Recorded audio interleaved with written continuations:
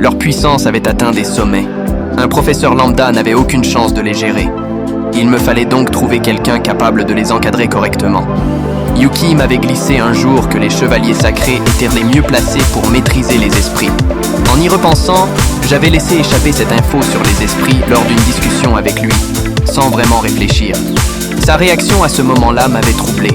On aurait dit qu'il savait déjà tout. J'aurais dû garder ça pour moi.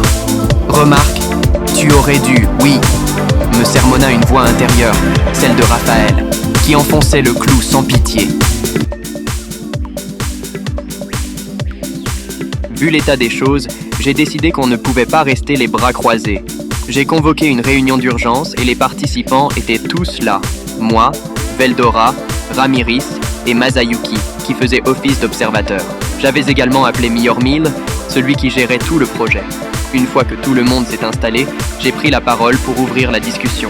Écoutez, tout le monde, ça fait 3 jours que le labyrinthe est ouvert au public. Mais ça ne va pas du tout.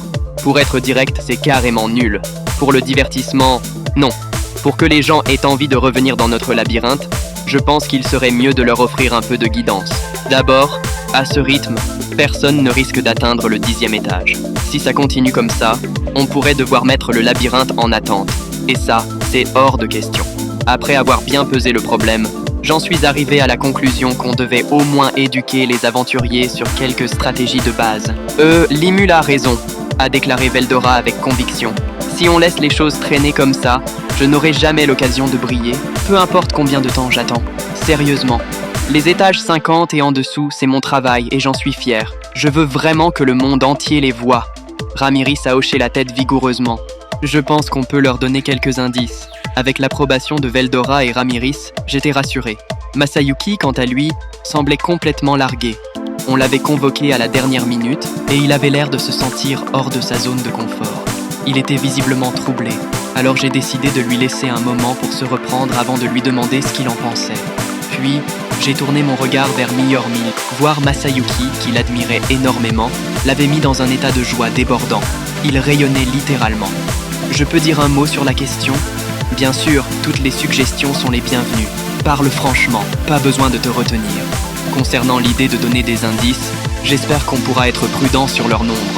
Ça ne fait que 3 jours, et pour l'instant, tous les aventuriers qu'on a vus avaient des compétences, disons, plutôt faibles.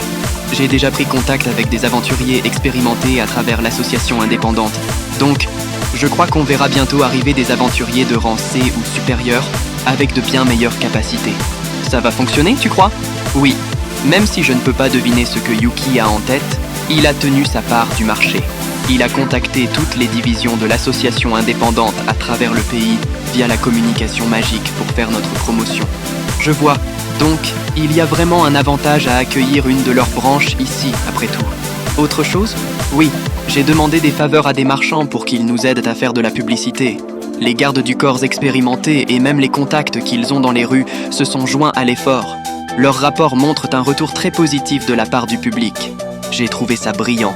La collecte et la diffusion d'informations, c'est un levier crucial. Du coup, j'ai présenté Soka à Mjolnir et lui ai demandé de l'épauler dans ses tâches. Soka, la leader des Dark Shadows, travaillait déjà avec lui sur l'organisation des événements du festival. Les deux se sont tout de suite bien entendus, sans aucun préjugé, ce qui m'a fait chaud au cœur.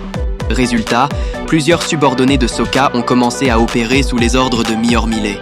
En fait, même Soe a mis la main à la pâte. Elle enquête actuellement sur les activités du duc Musé, mais je lui ai donné l'ordre indirect de promouvoir notre nation pendant sa mission. Grâce à ça, la rumeur du labyrinthe s'est propagée jusqu'à des villages reculés, là où l'association indépendante n'a même pas de division. En résumé, on va attendre que des aventuriers d'élite viennent de tout le pays avant de prendre une décision hâtive. Ce projet vient juste d'être lancé. On n'a pas besoin de se précipiter pour voir des résultats tout de suite. Je crois qu'on devrait se calmer et viser l'avenir. Il a aussi fait remarquer que si les nobles investissaient dans la conquête du labyrinthe, on pourrait attirer des aventuriers de rang B et supérieur. Masayuki, visiblement impressionné, hochait la tête. Et Mjolnir semblait aux anges de pouvoir montrer ses talents devant son idole. Ce qu'il disait faisait sens. À force d'entendre Veldora et Ramiris se plaindre, j'avais fini par me mettre la pression tout seul. Prenons l'équipe de Basson par exemple. En combinant leurs forces, ils atteignent tout juste le rang B. Individuellement, Leur capacité se situe entre C et C+, rien d'impressionnant. Mais si des aventuriers au-dessus du rang B débarquent, ils pourraient explorer le labyrinthe sans avoir besoin de beaucoup d'indices. Dans notre labyrinthe, on propose un système qui garantit la sécurité des aventuriers. Avec ça, les plus expérimentés devraient être capables d'élaborer leur propre stratégie, même sans qu'on leur donne trop d'indices. Miormile avait raison. Pas besoin de paniquer. L'intérêt pour le labyrinthe est déjà à son comble. En plus des cristaux magiques, les monstres fournissent des matériaux qui se vendent à un prix intéressant. Avec un tel potentiel de gain, il n'y a pas de fin au nombre de personnes qui affluent vers le labyrinthe. Les nobles n'ont pas traîné à réagir. Leur empressement à se lancer dans la conquête du labyrinthe était bien plus marqué que ce qu'on avait imaginé. Certains, particulièrement futés, ont tout de suite engagé des aventuriers dès leur retour dans leur royaume, leur confiant la mission de s'attaquer au labyrinthe. Ces aventuriers embauchés ne se jettent pas dans l'action à l'aveugle, poussés par leurs propres envies. Non, ils prennent le temps de se préparer correctement et d'établir des plans solides. Pour l'instant, ce genre d'aventurier est encore rare, mais j'anticipe une augmentation de leur nombre à l'avenir. Alors, qu'est-ce qu'on fait? On a installé une armurerie au premier étage, non? Est-ce qu'on pourrait laisser les challengers tester des trucs là-bas?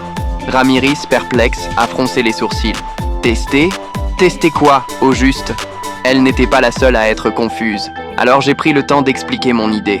Je pensais à créer un terrain d'entraînement où les gens pourraient s'exercer. Ils pourraient apprendre à contrer les pièges, à se battre contre les monstres. Ça ne serait pas plus utile que de simplement leur donner des indices? On pourrait aussi construire une sorte de stade à côté.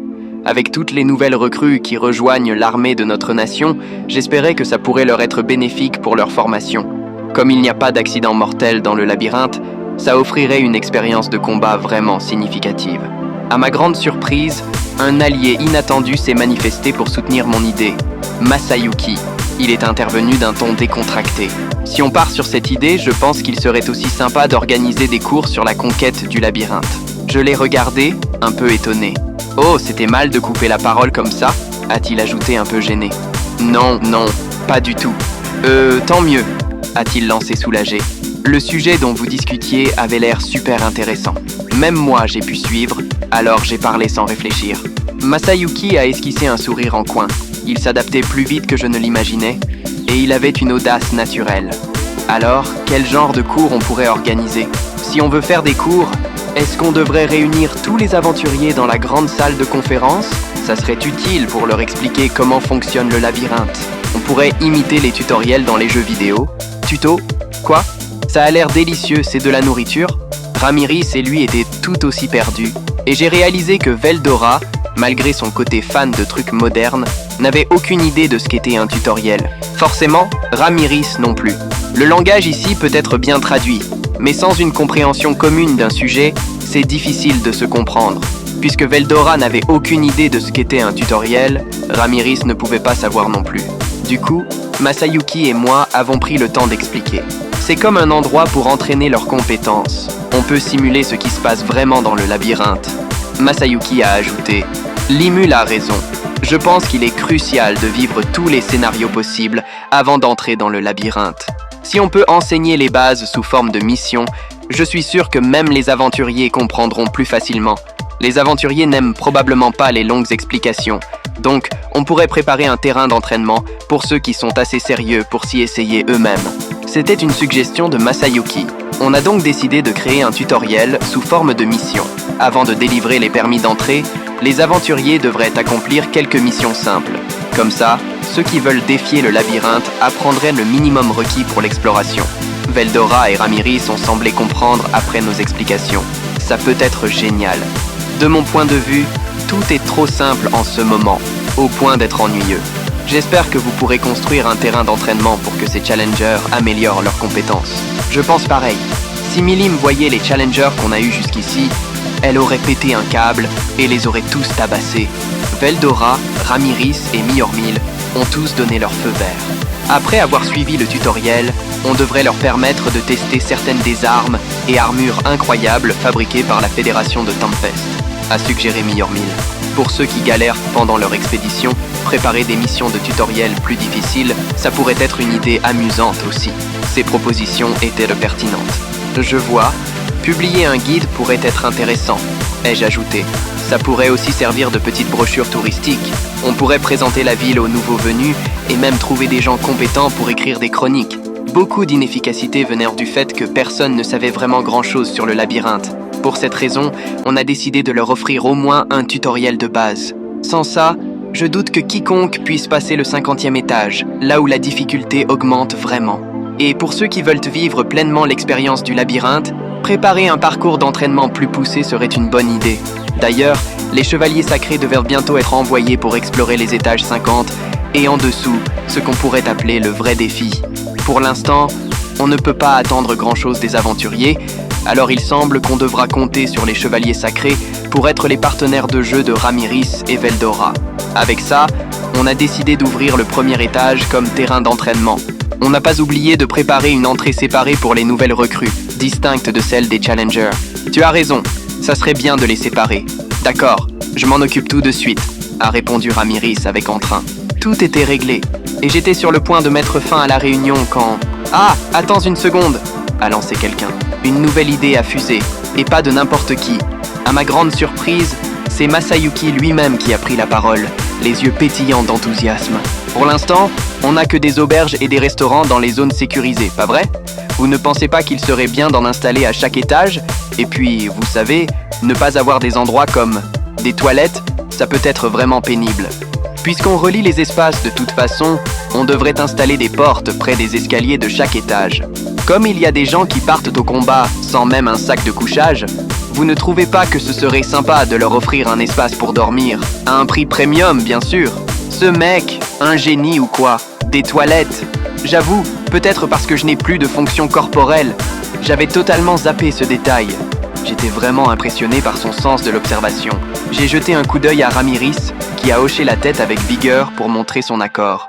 Masayuki, on adopte ton idée tout de suite, ai-je déclaré. Ramiris a enchaîné. Ouais, je vais supprimer les zones sécurisées et installer des portes près des escaliers qui mèneront à des aires de repos. C'était un peu comme vendre du papier toilette à un prix exorbitant, juste à côté des toilettes qui n'en ont pas. Une tactique un peu sale, mais sacrément efficace. Masayuki était bien plus malin qu'il n'y paraissait. Si tu as d'autres idées, surtout, ne sois pas timide. N'hésite pas à parler, l'ai-je encouragé avec un sourire. Alors, comme s'il se replongeait dans les souvenirs des jeux qu'il avait joués, Masayuki s'est mis à réfléchir intensément. Voyons voir. Est-ce qu'on pourrait créer des points de sauvegarde à usage unique? J'ai eu la chance d'atteindre le 10e étage, mais sans les pièges, je pense que ça prendrait pas mal de temps. Pour les challengers, ce n'est pas juste un jeu, et je pense que le temps total qu'ils doivent passer est l'une des choses qui rend le labyrinthe particulièrement difficile. Je vois. Ce que disait Masayuki avait du sens. Avec la configuration actuelle du labyrinthe, il faudrait plusieurs jours aux challengers juste pour atteindre le 10e étage. En entendant son idée, j'ai réalisé que tout ce temps passé dans le labyrinthe ouvrait un tas d'opportunités commerciales. Et si on poussait l'idée encore plus loin et qu'on y réfléchissait davantage, ai-je proposé. Veldora a été le premier à approuver la suggestion de Masayuki. Ce que dit ce garçon est juste. Les humains sont fragiles, alors il faut qu'on y pense plus sérieusement. Et c'est qui, au juste, celui qui s'est amusé à créer ce labyrinthe infernal pour ces humains si fragiles? Ramiris a rebondi. Si ce sont des points de sauvegarde à usage unique, je peux les préparer avec mes pouvoirs, vous savez. Puis elle a ajouté, avec une pointe de malice, « Mais est-ce que ça ne serait pas plus rentable de leur faire payer une auberge pour qu'ils y restent ?» Les points de sauvegarde à usage unique pouvaient bel et bien être créés. Mais Ramiris, comme par hasard, devenait ultra perspicace dès qu'il s'agissait d'argent. Miyormile, flairant une opportunité, est intervenu. Pas du tout, Ramiris-sama. Au contraire, c'est exactement pour ça qu'on devrait les faire payer cher. Les aventuriers qui n'ont pas de contraintes pressantes choisiront de rester à l'auberge. Mais il y a probablement des gens qui doivent rendre des comptes régulièrement. Et puis, il y a aussi ceux qui préféreraient en avoir un, juste au cas où quelque chose d'inattendu arriverait pendant qu'ils sont dans le labyrinthe. Avec ça, nos ventes vont grimper en flèche, surtout avec le sifflet de retour. En l'entendant, j'ai tout de suite vu plusieurs cas d'usage possibles. Si tu passes plusieurs jours dans le labyrinthe, il y a des moments où tu voudrais savoir ce qui se passe à l'extérieur. Les aventuriers employés par des nobles sont aussi dans le coup, alors ils pourraient avoir l'obligation de faire des rapports de temps en temps. Et puis, est-ce qu'il n'y a pas des monstres puissants qui gardent le point de sauvegarde au 10e étage? Dans notre cas, Mon groupe a pu les vaincre assez facilement. Mais je pense qu'il y aurait pas mal de gens qui voudraient utiliser un point de sauvegarde avant de défier ces monstres.